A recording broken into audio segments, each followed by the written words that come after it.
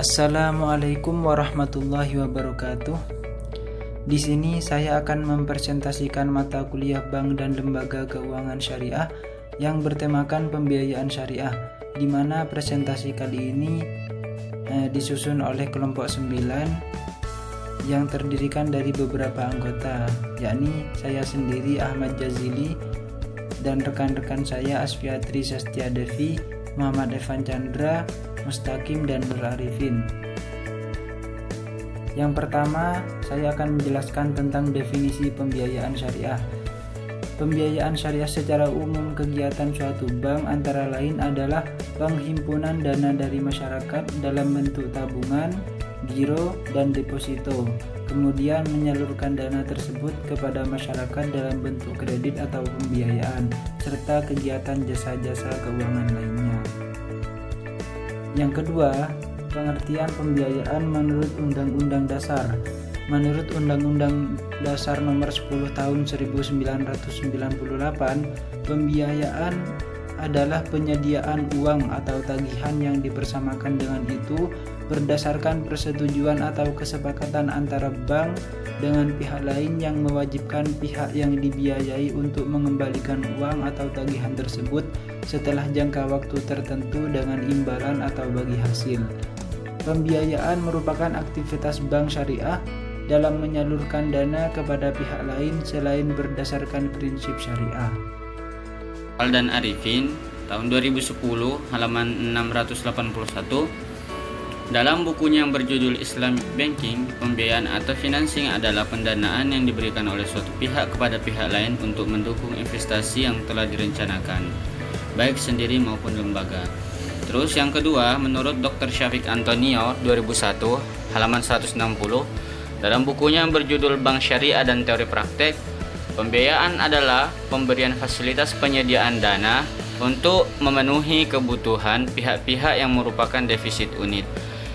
Lalu selanjutnya, pembiayaan dengan prinsip jual beli. Pembiayaan dengan prinsip jual beli di sini ada 3, yaitu murabahah. Murabahah yakni pembiayaan jual beli di mana penyerahan barang dilakukan di awal akad. Bank menetapkan harga jual barang, yaitu harga pokok perolehan barang ditambah sejumlah margin keuntungan bank. Harga jual yang telah disepakati di awal akad tidak boleh berubah selama jangka waktu pembiayaan. Ini mungkin seperti KPR rumah ya. Terus yang kedua adalah salam. Adalah akad jual beli barang pesanan dalam kurung muslim fee dengan pengiriman barang di kemudian hari oleh penjual muslim illah. Dalam pelunasannya dilakukan oleh pembeli saat akad disepakati sesuai dengan syarat-syarat tertentu. Ini mungkin populer ya, seperti di marketplace, Shopee, Tokopedia, dan Lazada. Mungkin ini masuk dalam kategori prinsip jual beli salam. Terus yang ketiga ialah istisna, yakni pembiayaan jual beli yang polanya sama dengan pembiayaan salam, namun berbeda dalam pola pembayarannya. Bila salam pembayaran dilakukan di depan akad, maka pembayaran dalam istisna dapat dilakukan secara bertahap sesuai kesepakatan. Ini mungkin seperti kredit motor ya. Ini mungkin bisa masuk dalam kategori istisna. Lalu yang selanjutnya, pembiayaan dengan prinsip bagi hasil. Pembiayaan dengan prinsip bagi hasil di sini ada 2, yaitu mudharabah, adalah bentuk kerjasama antara 2 atau lebih pihak di mana memiliki modal. Sahibul amal mempercayakan sejumlah modal kepada pengelola mudharib dengan suatu perjanjian di awal. Bentuk ini menegaskan kerjasama dengan kontribusi 100% modal dari pemilik modal dan keahlian dari pengelola.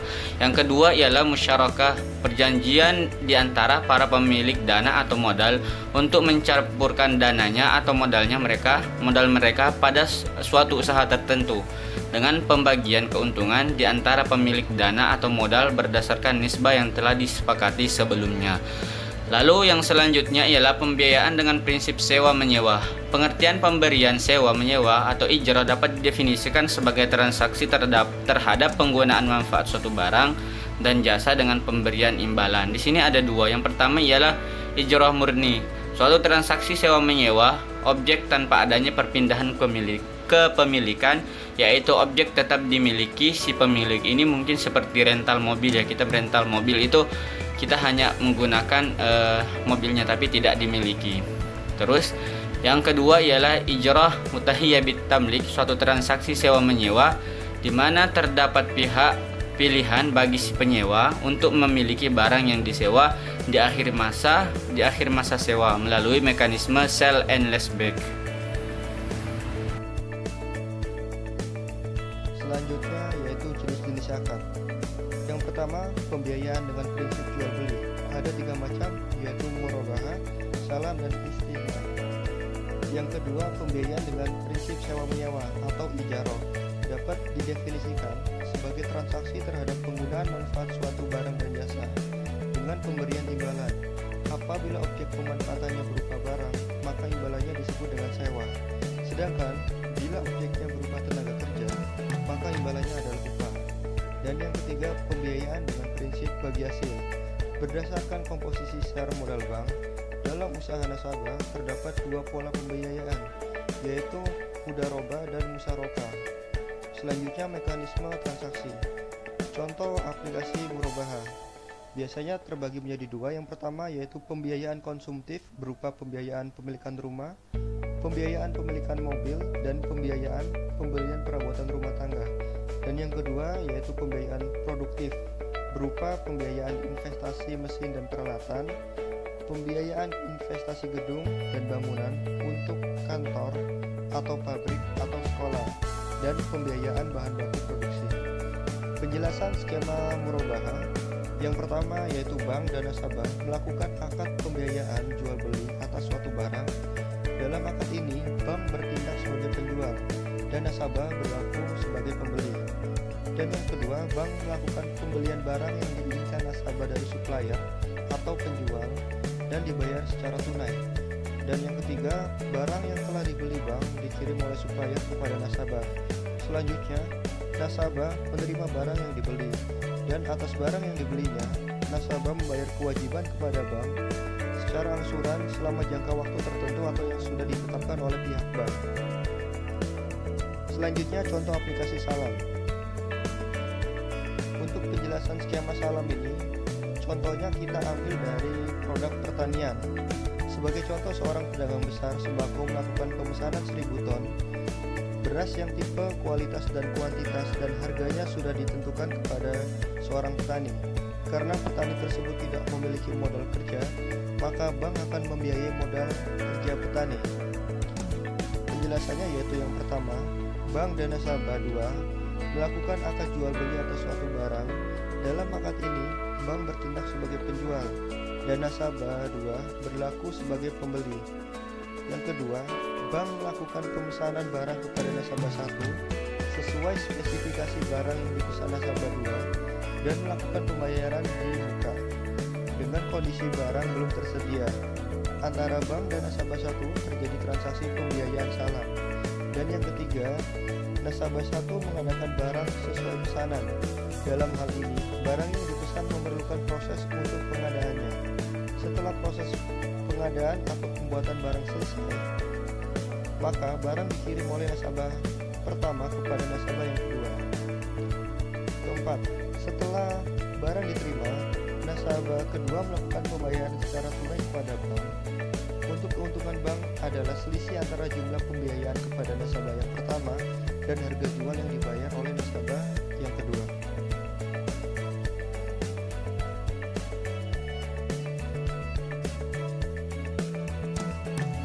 Contoh aplikasi istisna bisa dipraktekkan dalam pembiayaan manufaktur atau pembiayaan konstruksi. Penjelasan skema istisna. 1. Bank dan nasabah melakukan akad pembiayaan istisna untuk pembelian suatu barang. 2. Bank melakukan perjanjian pemborongan bangunan dan kontraktor atau pengadaan barang dengan pemasok. Disepakati pula dengan mengenai jangka waktu penyelesaian pekerjaan serta tahap proses pekerjaan dan pembayarannya. 3. Bank melakukan pencairan ke pemasok atau kontraktor secara bertahap berdasarkan proses pekerjaan sesuai kesepakatan. 4. Pemasok atau kontraktor menyerahkan dokumen proses progres penyelesaian barang atau pekerjaan sebagai laporan dan dasar pencairan tahap berikutnya. 5. Bank meneruskan dokumen progres penyelesaian barang atau pekerjaan yang dibuat pemasok atau kontraktor pada nasabah. Bila nasabah menerima laporan sesuai kondisi progres pekerjaan, maka bank baru dapat mencairkan tahap berikutnya. 6. Setiap realisasi pencairan, nasabah mempunyai kewajiban untuk mengangsur dengan jangka waktu sampai dengan selesainya barang yang dipesan. 7. Penyerahan barang pesanan. Kondisi pekerjaan 100% jadi dari pemasok atau kontraktor pada nasabah. Yang ke-8, pelunasan. Selanjutnya penjelasan skema ijrah mutahiyah bitamlik. 1. Bank mengadakan akad IMBT dengan nasabah, yaitu bank menyewakan suatu objek kepada nasabah dan pada akhir masa sewa barang menjadi milik nasabah.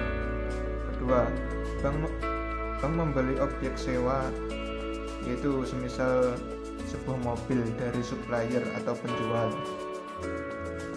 A. Supplier mengirim dokumen kepemilikan objek sewa seperti BPKB mobil pada bank selaku pihak yang membeli secara tunai.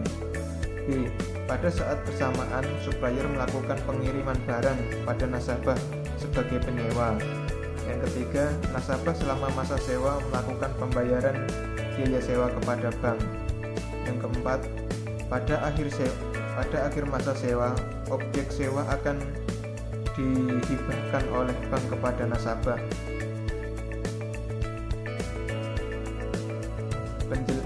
Penjelasan skema mudharabah. 1.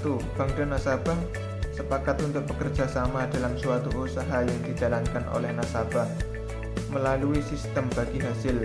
Dengan akad mudharabah di awal perjanjian disepakati masing-masing pihak berhak mendapatkan keuntungan dari hasil usaha dari porsi bank sama dengan X% dan nasabah Y%.